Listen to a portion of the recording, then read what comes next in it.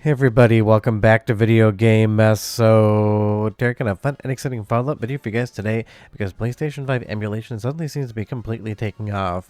Now, you're not going to be sitting down and playing some of the best PlayStation 5 games ever made today, but at the speed it's actually progressing at, it feels like maybe in 6 months to a year you might actually be doing so. And honestly, I always say video game emulation is preservation, and considering Sony's taking away physical media and basically going to an all-digital system where they could take a game away whenever they want if they so chose, something like PlayStation 5 emulation is going to be important for the future so all of these games can live on forever. And honestly, even though I say that the current generation of hardware might not be as exciting as some of the previous generations we got, any system that can play Astro Bot, in my opinion, one of the best games ever made in the last 5 years, is definitely going to get my seal of approval.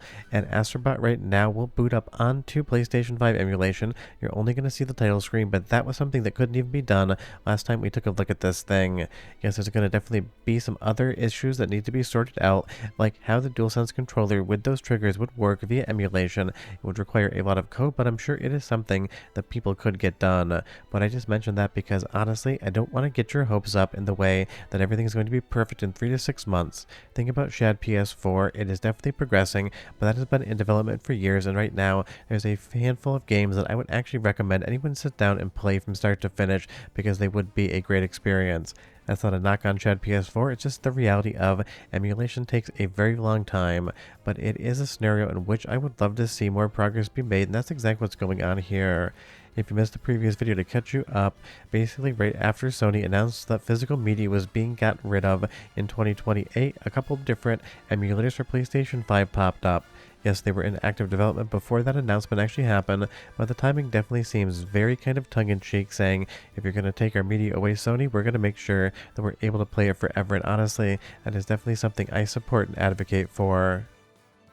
So you'll see here Dreaming Sarah, a very simple game. That is one that you can actually get into and play today. I have absolutely no idea if you can play from start to finish, but to say that PlayStation 5 emulation has no playable games would not be true. You can actually sit down and play some of the simplest ones, which really isn't all that surprising because 2D games aren't going to utilize a lot of functions of the actual hardware to end up in a situation where you can actually get them running a little bit earlier. But if you take a look at the Twitter page of Musashi here, and I will leave that in a link in the description below, they are one of the developers of SharpEmu, the Emu we're talking about today, and they're getting the Demon's Souls remake into the actual menu.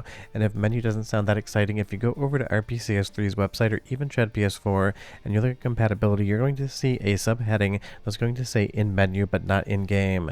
And that is definitely a stepping stone for emulation to something we see basically across the board when it comes to actually getting the early days of an emulator working. Getting into the menu means you are executing code, it means you are drawing some graphics, but you're just not having enough strung together so you can actually get into the game. But that's basically the previous step to actually being able to play something like the Demon's Souls remake on something like SharpEmu.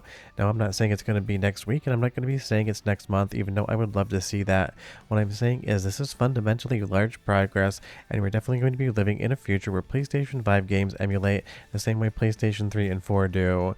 You'll see there those lines probably just something trying to draw to the GPU and having issues. Kind of looks like a little bit of GPU artifacting to me at least, but you can leave me a comment down below. And they switched over to Arabic for the language, must be the region they're from. Not familiar with the developer all that much outside of SharpEmu, and even though this is loading incredibly slowly, and if you take a look at the frame counter, it is nowhere near full speed, you're going to see that you're at least getting to the build a character menu, and that in and of itself is a massive leap forward compared to where PlayStation 5 emulation was even a week ago. It went from basically just showing a couple of intro screenshots to being able to get into some rudimentary 2D games to now being able to get into the build a character menu in something like Demon's Souls. That is just straight up some of the best progress I've seen maybe in 2026, and it really does point to a future where PlayStation 5 emulation is going to be a viable thing. Obviously, you're going to have a decent enough PC to be able to run something like that, but it really does lead us into a future where you're going to be able to do exactly that. And it really isn't surprising to me that a From Software game is one that they're trying to get running first, like we see Bloodborne here on Shad PS4. Some days I really think they should just call that Shad PS4 emulator the Bloodborne emulator, because with all of the patches being able to go up to 60 frames per second or higher, getting higher internal rendering resolution, it really feels like PlayStation 4 emulation is completely buttoned up if you only play a game like Bloodborne or something like the actual fork of Shad PS4 for Gravity Rush 2. It is highly impressive and shows that this is definitely progressing towards the future, and that's why a lot of people actually focus on one game to start, because once that game is working perfectly, then all of that code and research can go into making other games that might use other calls or functions of the hardware run better as well. And there is a website for this one. I'm not leaving it in the description below, but I am telling you right now, there's also an imitator website out there. So if you see anything that ends in .com, I wouldn't use that one. Just go ahead, maybe go over to Reddit and find the website link. It's pretty easy to find. But right now, I think Sony's probably watching this pretty closely.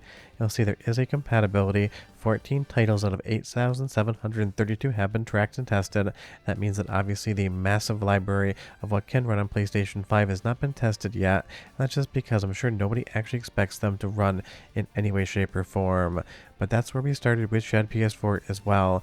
A couple of demos of things that would emulate, and then from there you get to situations where, whether it's a fork or mainline, you're able to play something like Gravity Rush 2 from start to finish in higher quality with a better frame rate than you ever could play on real PlayStation 4 hardware. And like I said earlier, because Sony is taking away our physical media, and they've already proven that they're going to take away movie licensing from Studio Canal, so if you purchase something, you actually lose rights to that TV short or movie. We're absolutely going to need this, because if it doesn't emulate, what happens when Sony decides to shut down the PlayStation 5 store in the future, and some of the games that never came out on disc are unobtainable, and then your PlayStation 5 breaks, you're completely shit out of luck, and that is not a future I think any of us want to live in. Versus a future where we can emulate basically anything PlayStation 5 ever made, but again, I can't stress enough that future is 5 to 10 years off, at least as my opinion is concerned.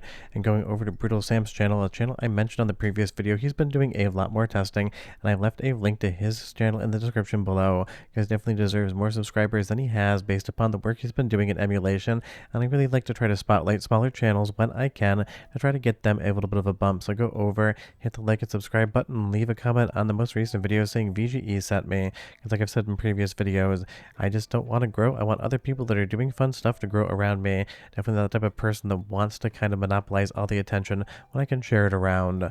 But you'll see here, in something simple like a 2D game, no, it's not going to always run at the full frame rate. You'll see it 60 frames per second right now, but it will definitely dip and it will definitely slow down, which in and of itself really isn't unexpected. It's just one of those things. This is still so early. You're going to have to wait for more progress to be made before you're able to get into 3D games at any sort of full speed.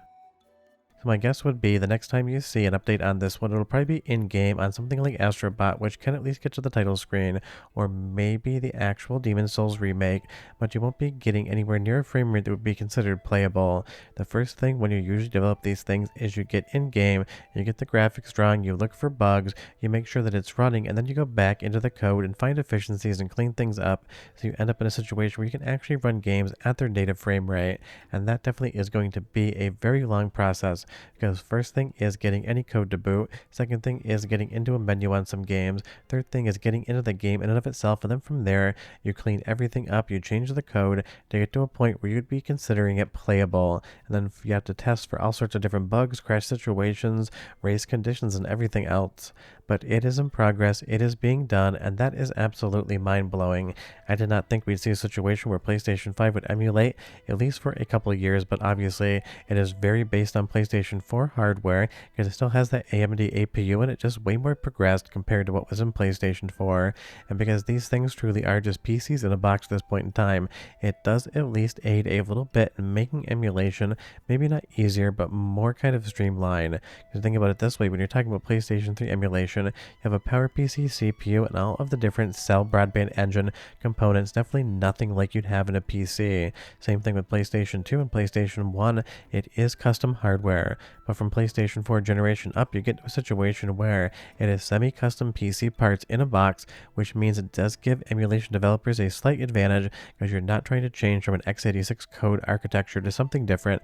It is still x86 to x86, but it isn't as easy as trying to just write a pure translation layer and adding a game in and hoping it runs either. It's kind of in between. And I am definitely surprised and pretty much blown away by how quickly this is actually evolving. And even though I have no timeline on this one, I feel like like maybe by the time the Christmas tree is up and we're all opening up our Christmas presents on Christmas Day and eating our Christmas dinner, there might be one 3D game in SharpEmu that gets into the game and maybe not at full speed can actually be interacted with. I don't think we're going to be in a situation where you're going to be able to play the game from start to finish, but every single time I say something like that, someone decides to prove me wrong, and in this instance, I absolutely hope I get proven wrong on this one.